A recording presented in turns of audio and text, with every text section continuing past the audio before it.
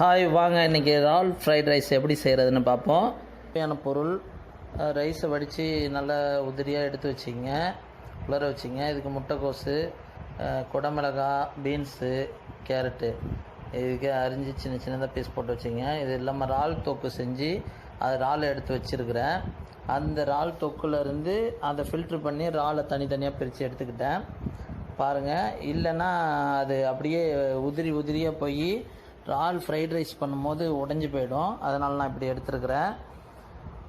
பாருங்கள், அதுக்கு தேவையான இதை ஒரு 65 மாதிரி பண்ணணும்.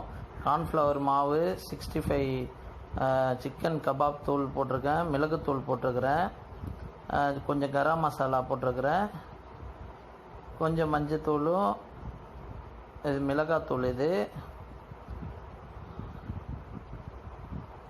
இன்னும் கொஞ்சம் சில்லி பவுட்ரு தேவைன்றதுனால சில்லி பவுட்ரு சேர்த்துக்கிட்டேன். இதில் எண்ணெயை, அதாவது கல்லெண்ணெயை ஒரு குழி போட்டு விட்டுக்கிட்டேன். இது ஃபுல்லாக மிக்ஸ் பண்ணிக்க போகிறேன். இப்போது பாருங்கள், ஃபுல்லாக மிக்ஸ் பண்ணிக்கங்க.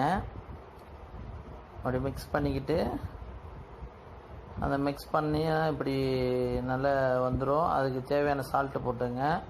அதில் ஏற்கனவே இது இறால் தொக்கு செய்யும் போது அதில் உப்புலாம் போட்டிருப்போம். அதனால் லைட்டாக மட்டும் போட்டுங்க.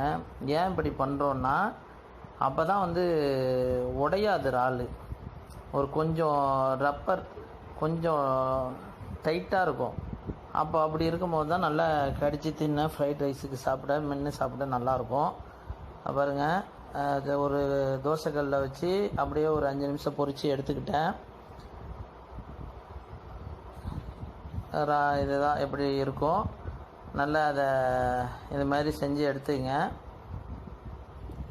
அதுக்கப்புறம் ஒரு கடாயை வச்சிங்க, அடுப்பில் ஸ்டவ்வில் நல்லா லோ ஃப்ளேமில் வச்சிங்க.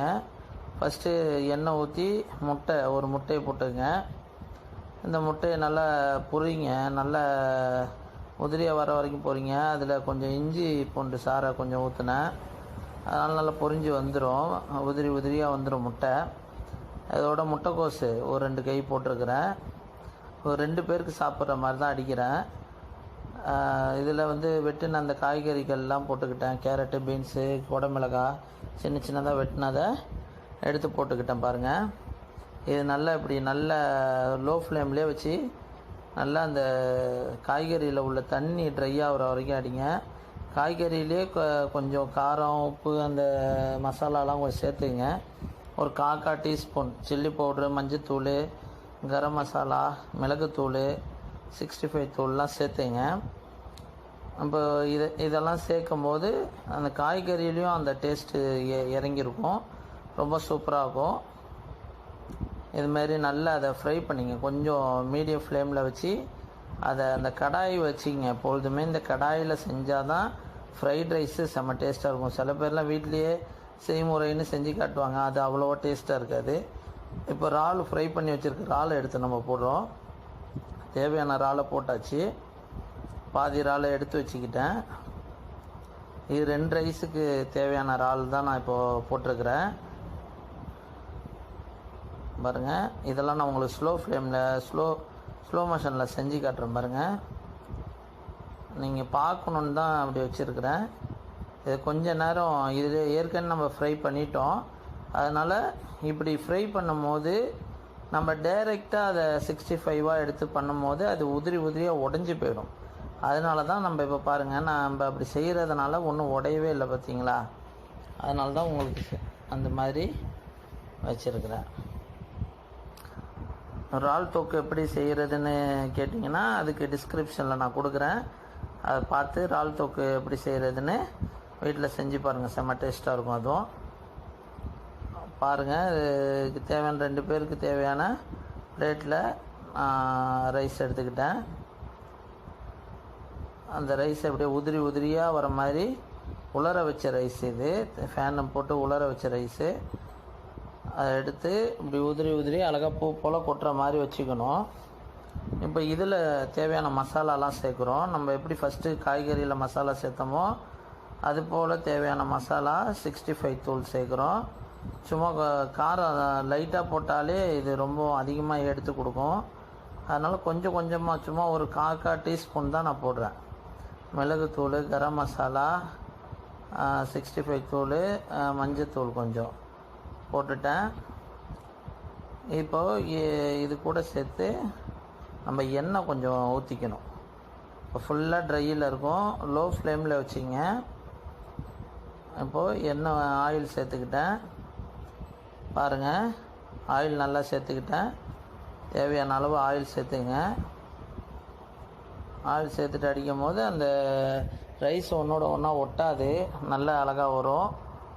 அதனால் ஆயில் எவ்வளோ சேர்த்து அடிக்கிறீங்களோ அவ்வளோக்கு அவ்வளோ ஃப்ரைட் ரைஸ் நல்லாயிருக்கும். இதுமாரி நல்லா ஃபுல்லாக மிக்ஸ் பண்ணிங்க. இது நல்லா பாருங்கள், உங்களுக்காக தான் ஸ்லோ மோஷனில் செஞ்சு காட்டுறேன். பாருங்கள் எப்படி அதை மிக்ஸ் பண்ணுறேன்னு உங்களுக்கு காட்டுறேன். பாருங்கள் எவ்வளோ சூப்பராக மிக்ஸ் ஆகுது பாருங்கள். ஒவ்வொரு வாட்டிக்கும் நம்ம எடுத்துகிட்டு வரும்போது அந்த ரைஸோட கலர் ஒயிட் ரைஸ் வந்து மாறுது பாருங்கள்.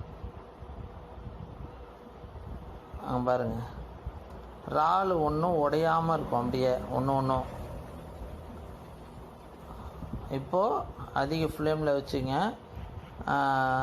அதிகமான ஃப்ளேமில் ஸ்டவ்வை வச்சுக்கிட்டு இப்போது நான் இப்படி செய்கிறேன் பாருங்கள். அடியில் ஒட்டும் ரைஸ், போய் ரைஸு காய்கறியெல்லாம் அப்படியே தீகிற மாதிரி ஒட்டும். அதுக்காக தான் அந்த கடாயை நல்லா ஒரு சைடு அடிச்சுக்கிட்டே அந்த இதையும் கரண்டி வச்சு கிண்டிக்கிட்டே இருக்கேன் பாருங்கள்.